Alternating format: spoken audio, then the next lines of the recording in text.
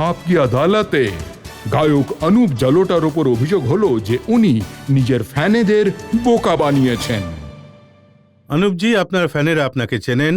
আপনি ভজন গেয়েছেন মীরা হো গই মগন, আপনি গেয়েছেন জগ মে সুন্দর হ্যায় দো নাম চাহে কৃষ্ণ কা হো या राम, आपने गेयছেন है आंख वो जो श्याम का वर्णन किया करे, है शीश वो जो प्रभु चरण में बंधन किया करें। আজ্ঞে। কিন্তু যখন আপনি নিজে ঝুঁকলেন জাসলিনের দিকে, আর যদি এটা সাজানো প্রেম কাহিনী ছিল, তাহলে তো সাজানো প্রেম কাহিনী যেভাবে চলেছিল তা আপনার ফ্যানেদের মন খারাপ করে দিয়েছে। ফ্যানেরা কেন দুঃখ পেলেন?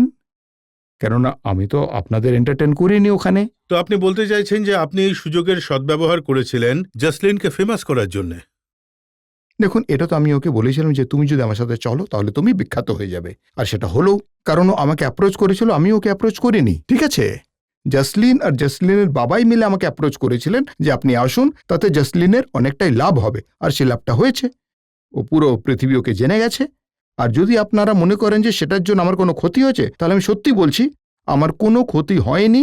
আমি মনে করি যে আপনারা আমার গান আর সঙ্গীতের জন্য আমার পরিচয় জানুন, আমাকে পরিচয় দিন, কারণ আবারও পরবর্তীকালে আপনারা আমার গান শুনবেন, আবারও ভালো লাগবে। বাবা তো সেটাই বলেছিলেন যে বিগ বসে গুরু শিষ্য যাবেন, সেখানে গান গাইবেন, সেখানে রেওয়াজ করবেন, কিন্তু ঘটনা আমরা তো তো তাই করেছি। হ্যাঁ, না না, এরকম কিছু করিনি, আমরা গানই গেয়েছি, আমরা ওখানে রেয়াজই করেছি। আপনার গালে গান গেয়েছিলেন? আরে না না, আরে যদিও আমার এক গালে চুমু খেয়েছে ভাই, অন্যটা খালি আছে, এবার কি আসছে, চলে এসো। এগুলো সব মজা করেছিলাম, আর একটা ভালো বিনোদন প্রক্রিয়া আমরা তৈরি করার চেষ্টা করেছিলাম, আর সেটা হলো, সেটাই শো ছিল। কিন্তু গালিব তো বলেইছিলেন, তাই না, ये इश्क नहीं है आसान बस इतना समझ लीजिए, ये आग का दरिया है बस कूद के जाना है। তাহলে আপনাকে আরো একটা কিছু শোনাচ্ছি।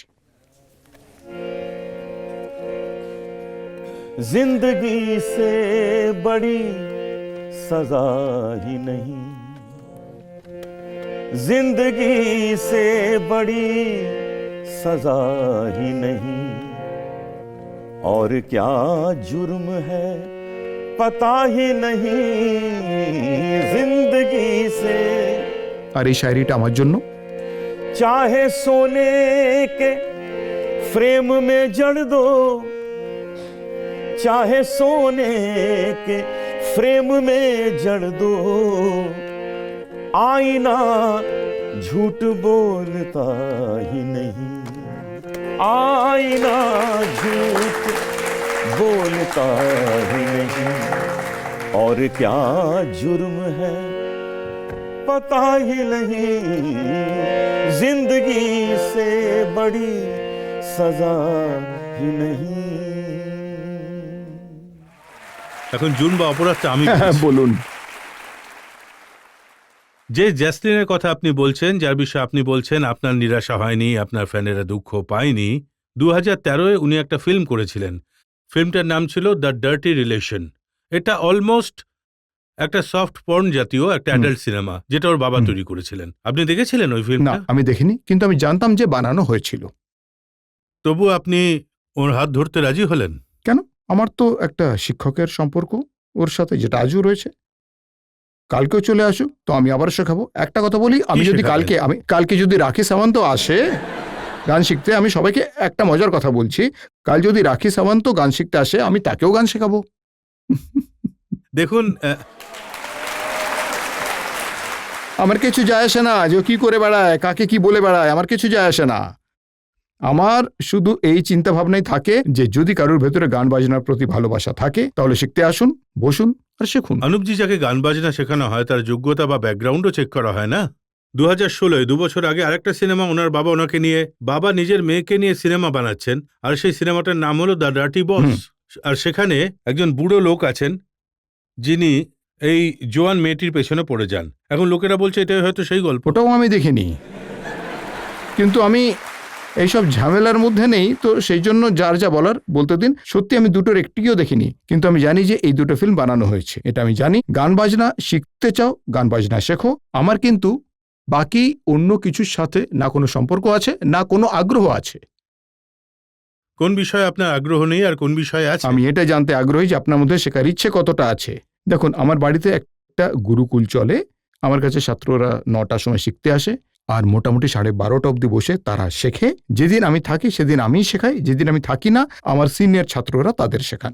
কারো থেকে 1 পয়সাও নেওয়া হয় না, বরঞ্চ আমার একটা শর্ত যে কেউ যদি আমার জন্য কোনো উপহারও নিয়ে আসবে সেটা চলবে না। একবার এক ছাত্র বড্ড জেদ করেছিল, আপনার জন্য কোন মিষ্টি নিয়ে আসবো বলুন। আমি বললাম 2 কিলো ঢ্যাঁড়স নিয়ে এসো, ওটা খুব কাজের জিনিস ভাই, আমার পছন্দ খুব। তো আমি মানা করে দিই লোকেদের যে আমার কিছুই চাই না, আমি গান বাজনা শিখেছি, গান বাজনা আমার জীবন অনেক কিছু দিয়েছে, আর সেটা আবার লোকেদের ফিরিয়ে দিতে চাইছি। আপনার গাওয়া একটা গজল আছে যার কিছু শব্দ আমি নোট করে রেখেছি। अश्कों ने रख लिया तेरे प्यार का भरम, दामन पे आ रहे थे फिर भी ठहर गए, जो जुर्म जिसमें दोनों बराबर के थे शरीक, इल्जाम जितने भी थे हमारे सर गए। দেখুন, এটা একটা গজল, যিনি লিখেছেন তিনি তার মতো লিখেছেন, হ্যাঁ, নিজের মতো কিন্তু ভালো লিখেছেন। লিখেছেন। কিন্তু ও তো ভেতর রয়ে গেল, দোষ এলো আপনার ঘাড়ে। অভিযোগ না দিলে কি আমি এখানে আসতে পারতাম? আমার উপর অভিযোগ লেগেছে, সেই জন্যই এসেছি তো। কিন্তু একটা কথার আমার কাছে সঠিক উত্তর আছে, একদম সঠিক উত্তর আছে, আর সেটাই এই শায়েরির উপরে ভিত্তি করে যে যতই সোনা দিয়ে মুড়িয়ে দাও না কেন, আয়না কখনো মিথ্যে বলে না। আপনি আমাকে যে প্রশ্ন করবেন না কেন, আমি সঠিক উত্তরই দেব।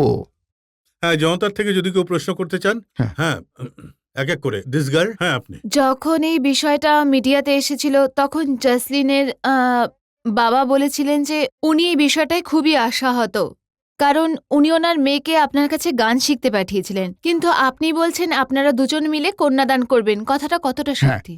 যখন উনি এটা বলেছিলেন তখন উনি কিছুই জানতেন না যে আমার মনের ভেতরে কি আছে, সেটা আমি বেরিয়ে এসে ওনাকে বলেছি। উনি মনে মনে এটা ভাবছিলেন যে এরা দুজন আমাকে বোকা বানিয়ে ভেতরে গেছে, ওনার মনে এটাই ছিল। আমি বাইরে এসেই ওনাকে বলেছিলাম যে আপনার মনে আছে তো যে যাওয়ার আগে আমি বলেছিলাম ভেতরে আমার গুরু শিষ্য হিসেবেই আমরা যাব? তো উনি বললেন হ্যাঁ। আমি বললাম যে আমি তো সেইভাবেই গেছিলাম, কিন্তু ও তো অন্য কিছু বলে দিল। আর আপনি কি কখনো আমায় জাসলিনের সঙ্গে অন্য কোনোভাবে দেখেছেন? উনি বললেন না, সে তো দেখেনি। আমি বললাম তাহলে আপনি এরকম একটা কথায় কি করে বিশ্বাস করলেন? আসলে ওনার মনে এই কথাটা এসেছিল, কিন্তু এই কথাটা পুরোপুরি ভুল। আর উনি আমার সাথে একসাথে এটা বলেছিলেন যে এবার জাসলিনের যখন বিয়ে হবে তখন আমরা দুজনে মিলে ওর কন্যাদান করব। অনুপজি, মানুষের মনে এটা হয় যে জাসলিনের বাবা, জাসলিন, অনুপ জালোটা সবাই মিলে এই পরিস্থিতি তৈরি করেছিল আর লোকেদের বোকা বানিয়ে ড্রামা করা হয়েছিল। একদমই না।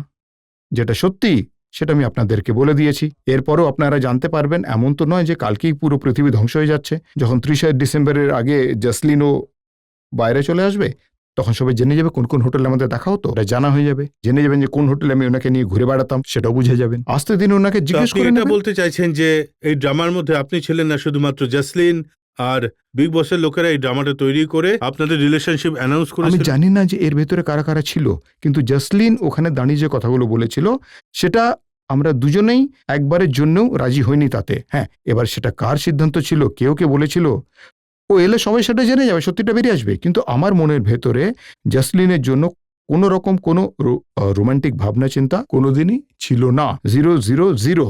পুরো গল্পটা আপনি জল ঢেলে দিলেন একেবারে। কোথায় জল ঢেলে দিলাম? ওর বাইরে আসা তখন বাকি, দেখুন তারপরে আবার কি হয়, কোন স্টোরি বেরোয়। হ্যাঁ বলুন।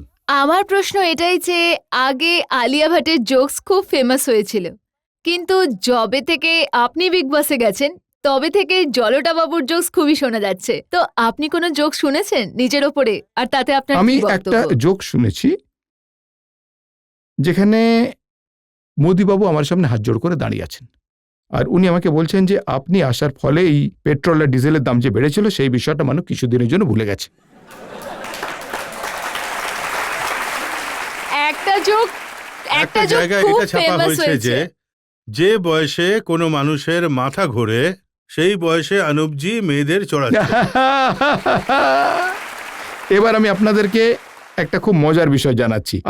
আমি শেষ করে নিই আগে, তারপর আপনি বলবেন। আমার 69 বছর বয়স হয়েছে, আর ওখানে বাকি যারা যারা ছিল তারা কেউ 35-এর বেশি ছিল না।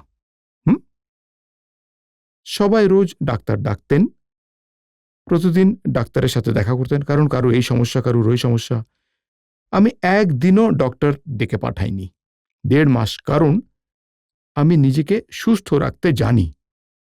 আমি ওখানে একদিনও আমার জন্য সকালবেলা অ্যালার্ম লাগানো হয়নি, কারণ আমি দিনে ঘুমোতাম না, আমি রাতে যথেষ্ট শান্তিতে ঘুমোতাম। আর ওখানে এই অবস্থা যে যখন আমি ঘুমিয়ে পড়তাম ওরা বাইরে গিয়ে নিজেদের প্ল্যানিং শুরু করতো, সারা রাত জেগে থাকতো। এটা আবার কাজ করার কি পদ্ধতি? হ্যাঁ, এই পদ্ধতি থাকলে তো মুশকিল। এটাই তো আমি ওদের শেখাতাম যে তোমরা রাত্রিরে শুয়ে পড়ো, দিনের বেলায় ভাবো, প্ল্যানিং করো। ওখানে এই খেলাটাই চলছিল হুজুর। দেখুন, এই এত কিছু বলার জন্যে, এই অ্যাফেয়ারটা দেখানোর জন্যে শুনেছি আপনি অনেক টাকা পেয়েছেন।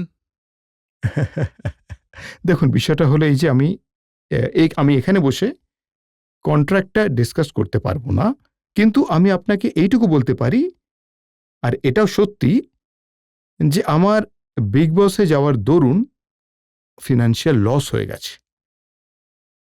আমি যা কামাই, আমি তার থেকে প্রতি সপ্তাহে অনেক কম টাকা পাচ্ছিলাম।